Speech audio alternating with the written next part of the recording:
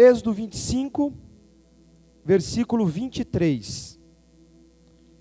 A palavra de Deus diz: faça também uma mesa de madeira de acácia, terá o comprimento de 88 centímetros, a largura de 44 e a altura de 66. Faça um revestimento de ouro puro e ponha um remate de ouro ao redor. Faça também uma borda ao redor, da altura de 4 dedos, e ponha um remate de ouro ao redor da borda. Faça também 4 argolas de ouro, fixe-as nos 4 cantos que estão nos 4 pés da mesa. As argolas devem estar perto da borda, como lugares para os cabos, para que se possa carregar a mesa. Faça estes cabos de madeira de acácia e revista-os de ouro, para que a mesa possa ser carregada por meio deles.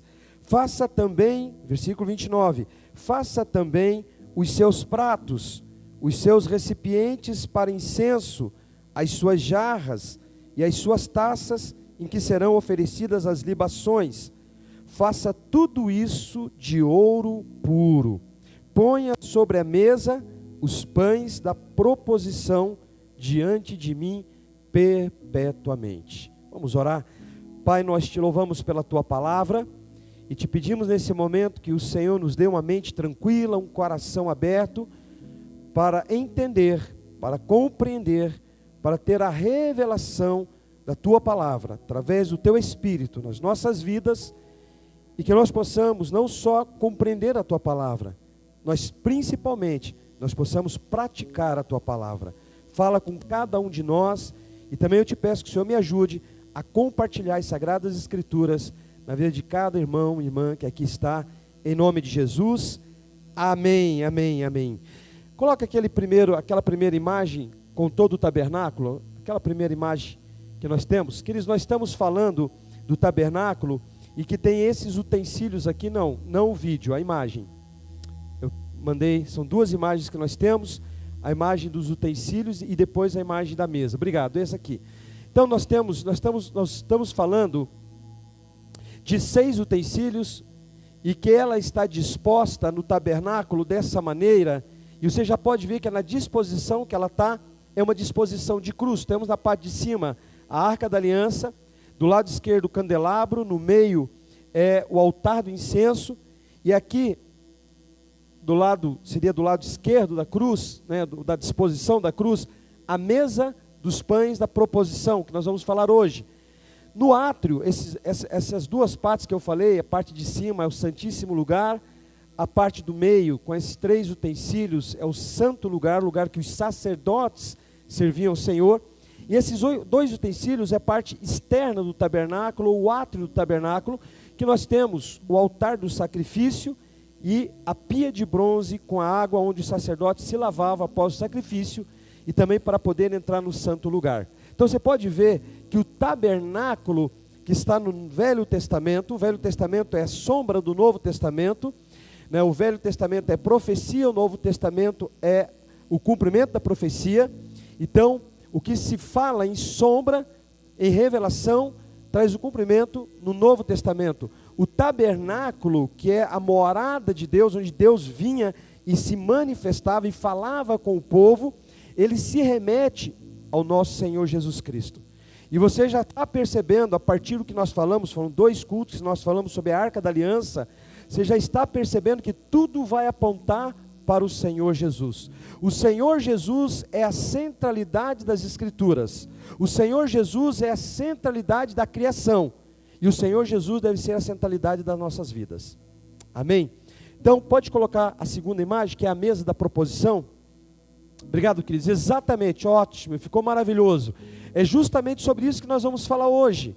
Uma mesa de maneira de acácia, com 4 pés, 4 argolas, 2 varões para poder carregar. Vamos lembrar que nós estamos falando do tabernáculo de Moisés, feito no deserto, e que caminhava conforme a nuvem. A nuvem se movia, era desfeito o tabernáculo e andava debaixo da nuvem. ou seja, mostrando que as nossas vidas precisam andar debaixo da direção de Deus. E aqui então nós temos os 2 varões para poder levar a mesa da proposição. Como eu falei, a mesa de acácia que Deus manda fazer, e revestir toda de ouro puro. Muito bem, esse móvel, ele é a segunda mobília que é mandada fazer. A primeira mobília é a Arca da Aliança, que representa a presença de Deus. E a segunda mobília é a mesa da proposição. Olha, quando nós falamos da mesa, nós estamos falando do quê? De comunhão. Ou seja, a partir da presença do Senhor, nós temos a comunhão com o Senhor. Então, nós temos a madeira de acácia, 4 pés, 4 argolas, 2 varões para ser transportada. Ela é revestida toda de ouro, e em cima da mesa colocado 12 pães, 6 de cada lado, que representam, primeiro representa as 12 tribos, mas também representa os 12 apóstolos, ou seja, o evangelho foi pregado através dos apóstolos. Então aqui nós temos algo que está representando, dizendo que Deus está alimentando toda a terra, através do ministério apostólico, e alimentando pelos pães da proposição. E esse pão tinha que ser feito com o melhor trigo. E esse melhor trigo se conseguia pela trituração do trigo. Tinha que triturar o mais fino possível e passar esse quase pó, que ficava um pó, porque ele era bem triturado, ele tinha que passar pelo fogo para ser assado. Isso quer dizer o quê, querido? Fala do ministério do Senhor Jesus. Os pães falam do Senhor Jesus, porque Ele é o pão vivo que desceu do céu. Falamos isso semana passada, João capítulo 6.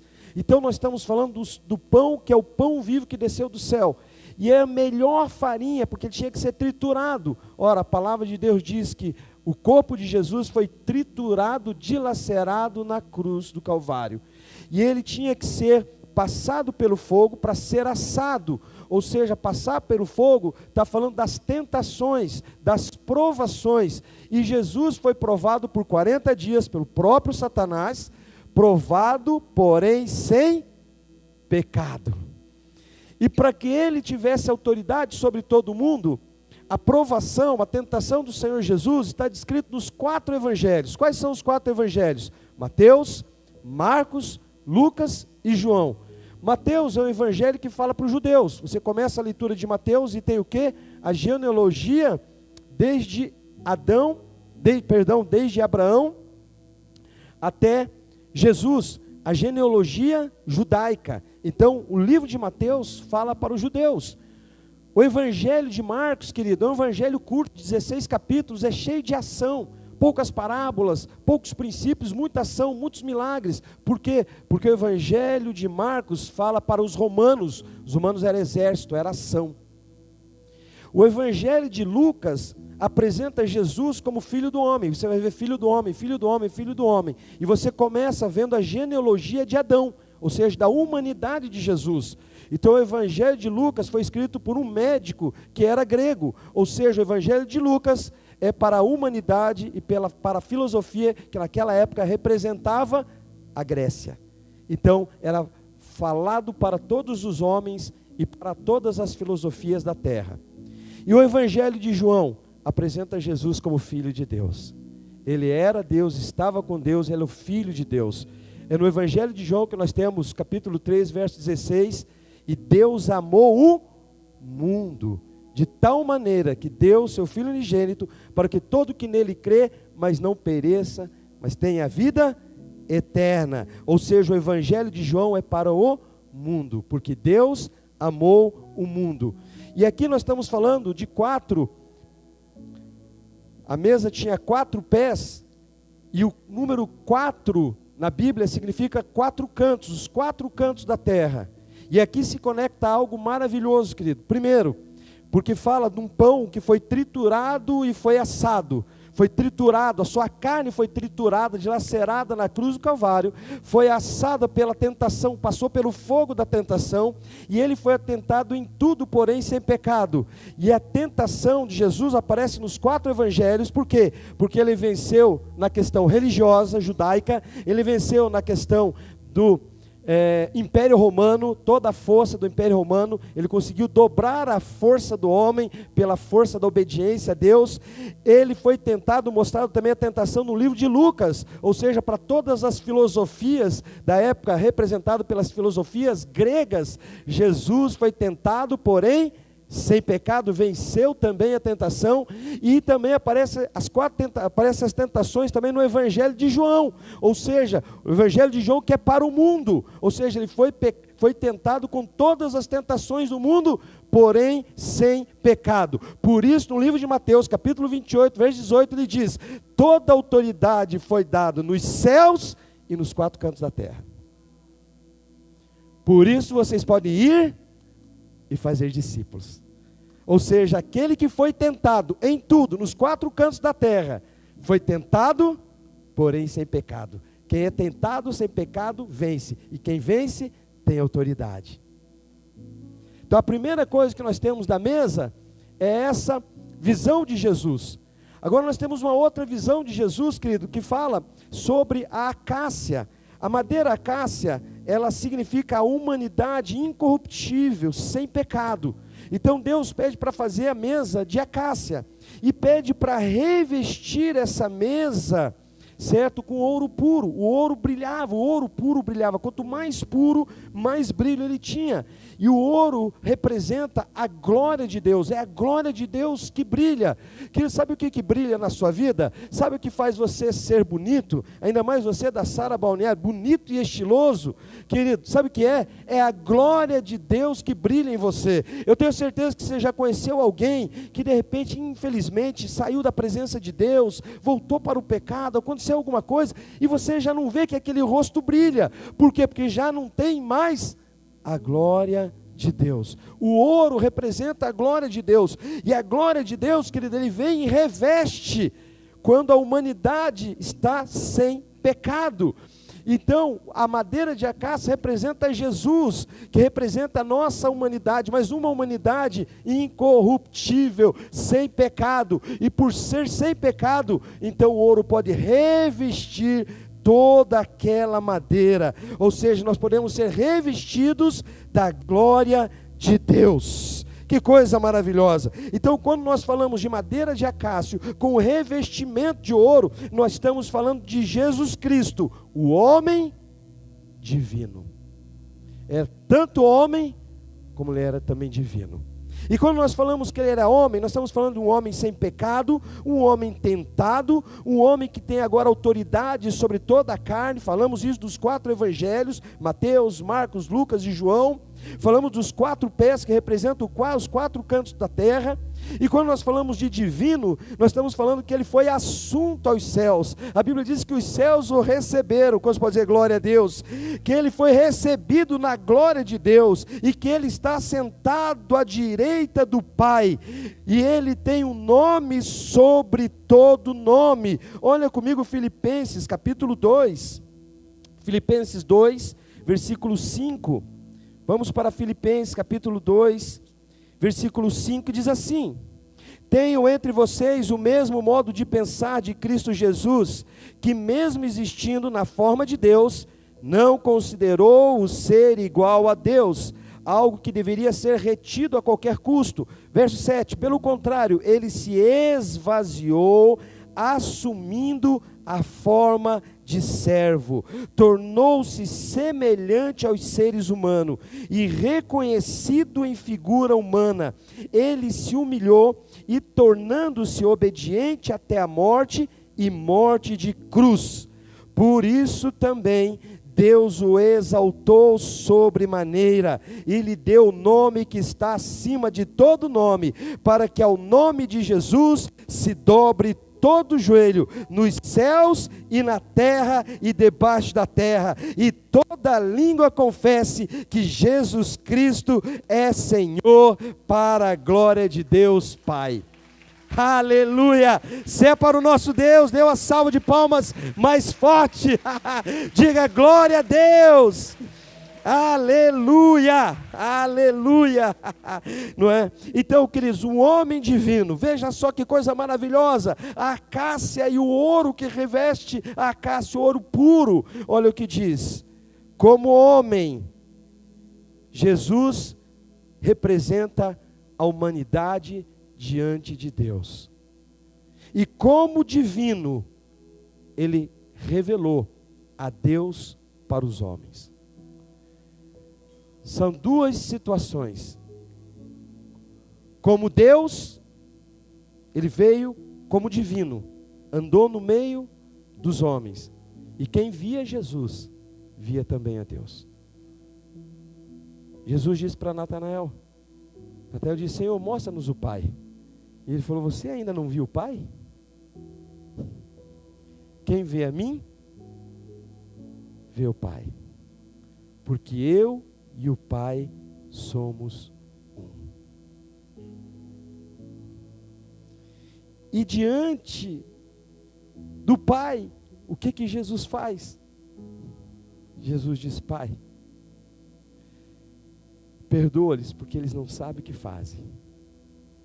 E eu estou aqui para representar todo o pecado da humanidade. Jesus nos representa diante do Pai. E Jesus diante de nós, Ele mostra quem é o Pai. Isso é o ministério do nosso Senhor Jesus Cristo. Queridos, a mesa, Ele está restabelecendo duas coisas fundamentais para nós. A primeira coisa que a mesa está restabelecendo é a comunhão que nós temos com Deus. Veja 1 João, texto conhecido, primeiro capítulo do Evangelho de João, vamos ler a partir do verso 11. Veio para o que era seu, Jesus veio para os judeus, não é? Mas os judeus não receberam, os judeus os crucificaram, ou crucificou. Então verso 11, veio para o que era o seu, e os seus não receberam. Mas a todos quanto receberam, deu-lhes o poder de serem feitos o quê? Filhos de Deus, a saber, aos que creem no seu nome, os quais não nasceram do sangue, nem da vontade da carne, nem da vontade do homem, mas de Deus. E o Verbo se fez carne e habitou entre nós, cheio de graça e de verdade, e vimos a sua glória, glória como a do unigênito do Pai. Ou seja, aqueles que recebem a Jesus como Senhor e Salvador, eles são feitos filhos de Deus. Aleluia! Por isso, queridos, há uma diferença entre criatura e filho. Todos nós somos criaturas, todos nós fomos criados à imagem e semelhança de Deus. Somos criados no mundo espiritual. E quando nós passamos a existir no mundo natural, no mundo físico, nós recebemos a herança do pecado de Adão. Então nós somos feitos à imagem e semelhança de Deus, mas quando nós estamos no mundo físico, todos pecaram e carecem, estão destituídos, separados da glória do Pai. Ou seja, a madeira de acácia apodreceu, e a glória do Pai, que é o ouro, está separado.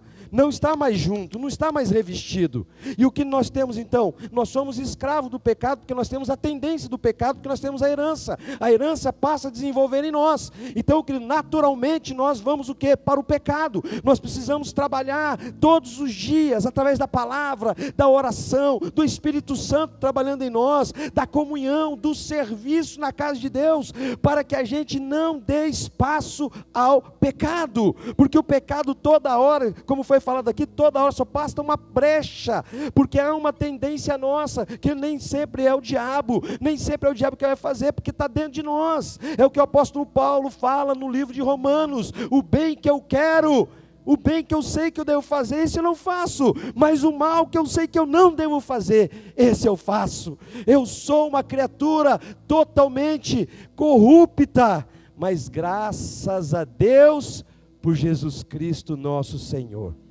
que nos tira, que nos salva, que nos liberta da escravidão do pecado. Então nós somos feitos à imagem e semelhança do Senhor. Quando a gente está na terra, nós somos escravos do pecado, mas uma vez que nós temos a revelação de Jesus Cristo, que morreu na cruz do Calvário, nasceu sem pecado, viveu sem pecado, morreu sem pecado, entregou a sua vida sem pecado, o perfeito Cordeiro de Deus, que tira o pecado do mundo. Quando nós temos essa revelação, querido, não é apenas revelado a Jesus, mas é revelado o Pai. Porque quem tem a revelação de Jesus, tem a revelação do Pai.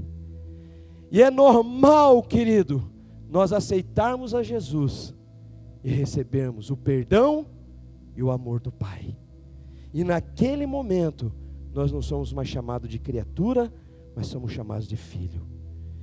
E em Cristo Jesus, a madeira da cássia, que estava apodrecida, passa a estar limpa. Não há mais pecado. Ou seja, os seus pecados foi jogado no mar do esquecimento. Aí nós temos uma cássia, e a partir dessa cássia pode ser revestida novamente de ouro puro.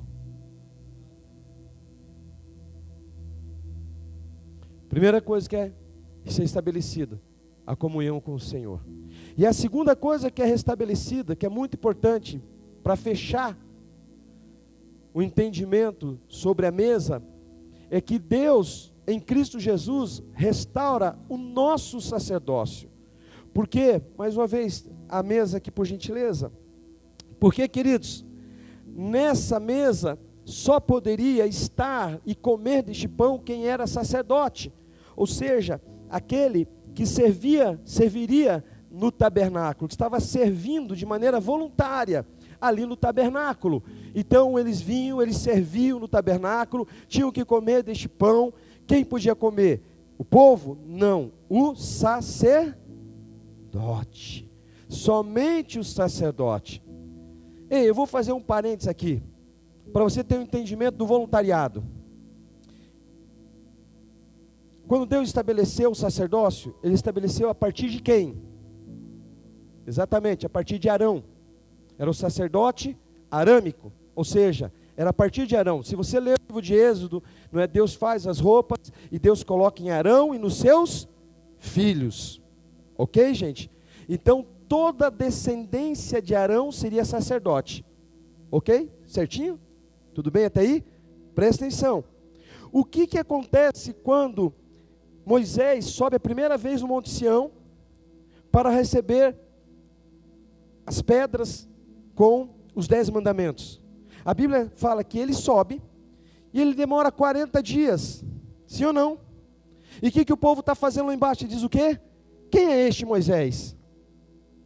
Quem é este Moisés que nos tirou do Egito? Nós podemos andar com os nossos próprios pés? Vamos fazer o nosso próprio Deus? E vamos andar com os nossos próprios pés? Nós não precisamos de Moisés. E a Bíblia diz que eles vão a Arão, eles pedem ao povo o quê?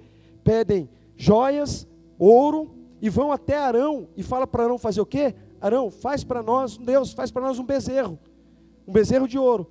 E Arão funde aquelas joias, e faz um bezerro e diz, está aí o Deus de vocês. E a Bíblia diz que eles começam a fazer orgia, comer e beber, e se esquece de Moisés e do Deus de Israel. Quando termina o tempo que Moisés está com Deus, ele desce, e na hora de descer, Deus fala, que barulho é esse, Moisés? Moisés falou, é barulho de guerra, deve ser alguma coisa assim, estão celebrando. E Deus falou, não é nada disso. Vá logo, porque o povo já se perdeu. E quando Moisés desce e vê aquele povo, ele fica tão irado pelo zelo, que ele pega e joga aquelas tábuas, e as tábuas, elas quebram. E aí sabe o que acontece, queridos? Presta atenção.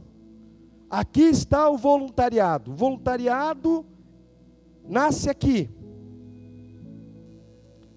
E aí Moisés faz o seguinte: aquele que quiser se santificar ao Senhor, e não quiser essa orgia e essa idolatria, se separe e vem aqui.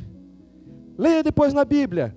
Quem se separou? A Bíblia narra e diz que a tribo de Levi toda não tinha dado à idolatria e àquela orgia. E aquela tribo toda se separa e vem para o lado de Moisés. Era quem quisesse, não era obrigação, e eles se separaram e vieram para o lado de Moisés, e a partir daquele momento, pelo voluntariado do coração da tribo de Levi, Deus muda o sacerdócio, que era dos filhos de Arão, e agora o sacerdócio é da tribo de Levi, e agora nós temos o livro de Levítico.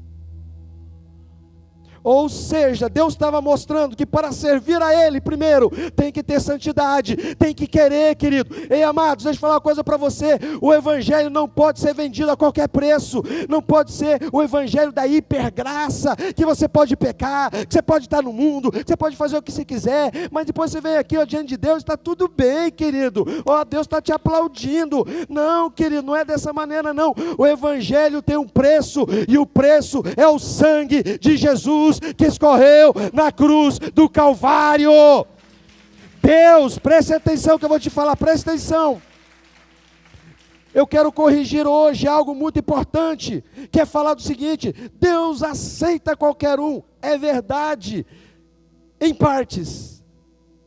E preste bem atenção que eu vou falar hoje para você, igreja. Não é que Deus aceita qualquer um, Deus acolhe qualquer um. Mas Deus não aceita qualquer um. Porque se Deus aceitasse a qualquer um, não precisava do sangue de Jesus, não precisava da cruz, não precisava de nada. Deus acolhe a todos. Mas Deus diz: vem, filho, eu te faço filho, para que você possa ser transformado pela palavra e pelo Espírito. Se Deus aceitasse a todos, querido, não precisava ter transformação. Esquece o Espírito Santo, esquece a palavra e esquece o Evangelho. Deus acolhe a todos, não importa quem seja, não importa o tamanho do pecado, não importa o que foi feito no passado, Deus acolhe, Deus abraça, Deus perdoa em Cristo Jesus. Mas Deus não aceita, porque Deus não tem comunhão com o pecado. Deus fala: filho, eu te recolho, te aceito, eu te perdoo, mas a partir de agora nós vamos caminhar numa jornada de transformação a imagem e semelhança do Senhor em Cristo Jesus. Amém? E aí o que acontece? A partir desse momento nós temos o voluntariado da tribo de Levi. Por isso que os sacerdotes também são voluntários. Foi ali, eles escolheram estar ali. E olha o que Deus faz em Cristo Jesus na nossa vida. 1 Pedro capítulo 2, verso 9. Alguém está entendendo a palavra dessa noite? Sim ou não? Vocês estão comigo, igreja? Estão acompanhando? Quantos podem dizer glória a Deus? 1 Pedro capítulo 2, verso 9, diz assim: vocês porém, fala para a pessoa que está do seu lado, essa palavra é para você. Fala para a pessoa, essa palavra é para você. Fala para a pessoa que está atrás de você, essa palavra é para você. Ou para frente de você, essa palavra é para você. Você que nos acompanha na live, essa palavra é para você. Essa palavra é para nós em Cristo Jesus. Vocês, porém, são geração eleita, sacerdócio real, nação santa, povo de propriedade exclusiva de Deus, a fim de proclamar as virtudes daquele que os chamou das trevas para a sua maravilhosa luz. Antes vocês não eram povo, mas agora são povo de Deus. Antes não tinham alcançado misericórdia, mas agora alcançaram misericórdia. Oh Deus, aleluia, glória a Deus. Geração eleita, sacerdócio,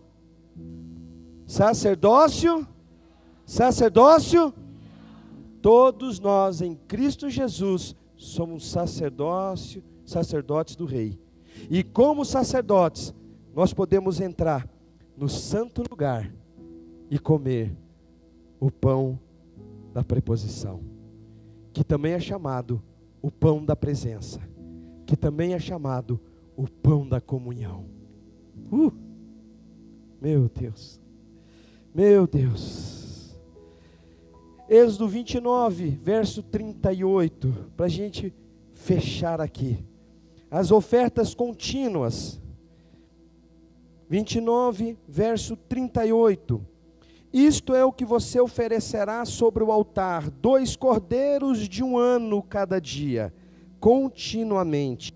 Oferecerá um cordeiro de manhã e outro ao crepúsculo da tarde. Com um cordeiro oferecerá 2 litros da melhor farinha, amassada com 1 litro de azeite batido, e para a libação 1 litro de vinho. O outro cordeiro você oferecerá ao pôr do sol, como oferta de cereais e a libação de manhã, de aroma agradável, oferta queimada ao Senhor. Este será o holocausto contínuo, oferecido de geração em geração, a porta da entrada do encontro diante do Senhor, aleluia, onde me encontrarei com vocês, para falar com você ali. Ali virei aos filhos de Israel, para que por minha glória sejam santificados, e consagrarei a tenda do encontro e o altar. E também santificarei Arão e os seus filhos para que me sirvam como sacerdotes. Depois isso muda lá na frente, como eu já falei. E habitarei no meio dos filhos de Israel, e serei o seu Deus. E saberão que eu sou o Senhor, seu Deus, que os tirou da terra do Egito, para habitar no meio deles. Eu sou o Senhor, o Deus deles. O que quer dizer isso? Uma oferta contínua, que agora nós temos 3 outras coisas. Nós temos aqui o pão, já falamos. Aí ele fala do vinho e fala do incenso. O pão nós já acabamos de explicar. Mas isso quando fecha, querido, e obviamente isso tem a simbologia da Santa Ceia. O que é a Santa Ceia? É a comunhão com Deus. O que nós temos na Santa Ceia? O pão e o cálice. O suco de uva que representa o cálice de vinho. Sim ou não? Quem faz isso? Quem aceitou Jesus como Senhor e Salvador e publicamente desceu as águas. Descer as águas quer dizer, dei as costas para o mundo, agora eu vivo para Deus. Esses entram na família espiritual de Deus e tomam a ceia do Senhor. E a ceia do Senhor é a renovação com a aliança. Quem tem aliança pode ter intimidade. Por isso, a igreja, a palavra de Deus, orienta que o sexo seja após o casamento, porque quem tem aliança tem intimidade.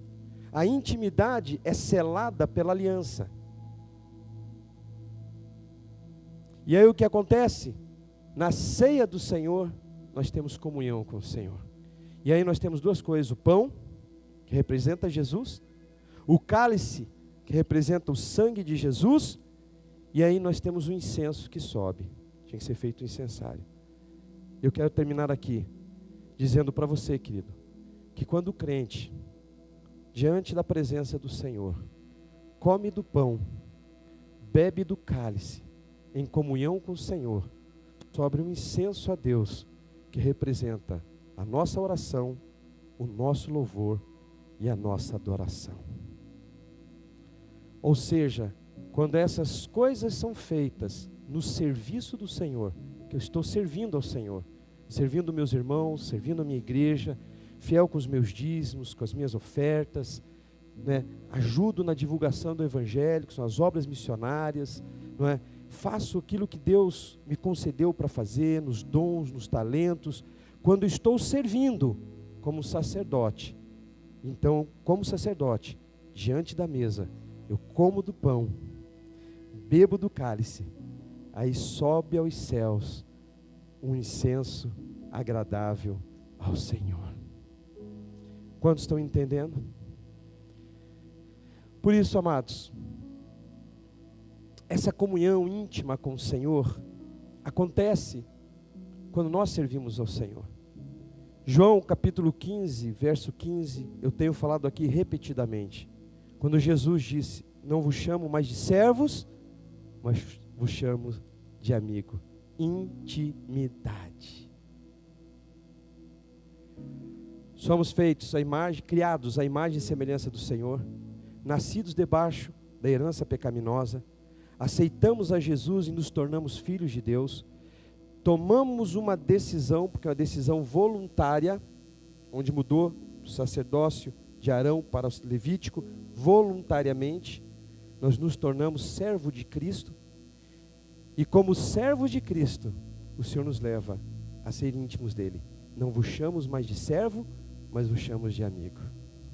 Deus está chamando essa igreja para uma intimidade maior com o Senhor. Deus está chamando a sua vida para uma intimidade maior com o Senhor.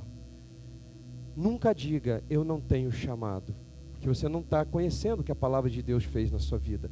O que a palavra de Deus nos diz é que todos nós somos sacerdotes diante do Senhor. Não pense que ser sacerdote é só quem prega, só quem canta, só quem ensina. Porque diante do Senhor, quem varre é sacerdote, quem cuida do estacionamento é sacerdote, quem cuida de criança é sacerdote, quem devolve o seu dízimo é um sacerdote, quem faz uma oferta é o seu sacerdote, quem está cuidando daquela mesa de som é um sacerdote, quem carrega um copo com água é um sacerdote. Quando estão entendendo? E eu poderia passar a noite toda falando de várias atividades que para o Senhor é ser um sacerdote. Deus está te chamando para você exercer o teu sacerdócio diante da presença dEle. Para você comer do pão, beber do cálice e subir da sua vida um incenso agradável ao Senhor, que será as suas orações, que será o seu louvor e que será a sua adoração, em nome do Senhor Jesus. Amém? Feche seus olhos, feche seus olhos. Diante de Deus você está nesse momento. Reclina a tua cabeça, vamos orar juntos por essa palavra, se ela falou o teu coração. Oh Deus, Tu és maravilhoso e santo, glorioso é o Senhor, Pai. Tu és digno de toda a honra, Tu és digno de toda a glória, Senhor. Tu és tão maravilhoso, Tu és tão belo, Senhor. Nós adoramos a beleza da Tua santidade, Senhor. E o que Tu estás fazendo no nosso meio é tão maravilhoso e tão grande, Pai. Senhor, a Tua palavra é uma espada de 2 gumes, mais cortante do que 2 gumes, uma faca de 2 gumes, e que penetra, meu Deus, o mais íntimo do nosso ser, para separar a alma do espírito, as intenções, as emoções, os pensamentos. Ela consegue fazer isso, Senhor, e isso está sendo feito neste momento. O Senhor está chamando essa igreja e aqueles que aqui estão nessa noite. O Senhor está chamando, eu creio, a sua igreja nos 4 cantos da terra, para que nós possamos, Senhor, desenvolver o nosso sacerdócio. O nosso sacerdócio, Senhor. Porque Jesus conquistou isso na cruz do Calvário. Ele foi o perfeito trigo triturado, Senhor, que passou pelo fogo, foi assado, Senhor. E nós podemos comer deste pão, Senhor, simbolicamente, na ceia do Senhor. Mas nós podemos comer todos os dias, quando nós lemos a Tua palavra, quando nós meditamos na Tua palavra, Senhor. Neste momento, Senhor, no culto, na célula, no Instituto de Vencedores, num retiro de casais, aonde a Tua palavra é ministrada, nós podemos comer deste pão, Senhor. E este pão nos dá vida e vida eterna. Hoje eu sinto o Senhor fazendo uma obra no teu coração. Hoje eu sinto o Senhor fazendo algo tão maravilhoso na sua vida. Comece a adorar aonde você está. Comece a adorar o Senhor de olhos fechados. Abra os seus lábios e ore ao Senhor. Ore aquilo que está no teu coração. Abra os seus lábios e comece a falar com o Senhor. O teu sacerdócio, o teu posicionamento. Como você o ama, como você quer servi-lo. Como você quer conhecê-lo, como você quer comer deste pão e receber a vida eterna. Vai falando ao Senhor, vai falando ao Senhor. Oh, recandare candachere arabahara balamanachere candarabahara balamanachaya. Sharahara balamanachere candarahara balamanachere.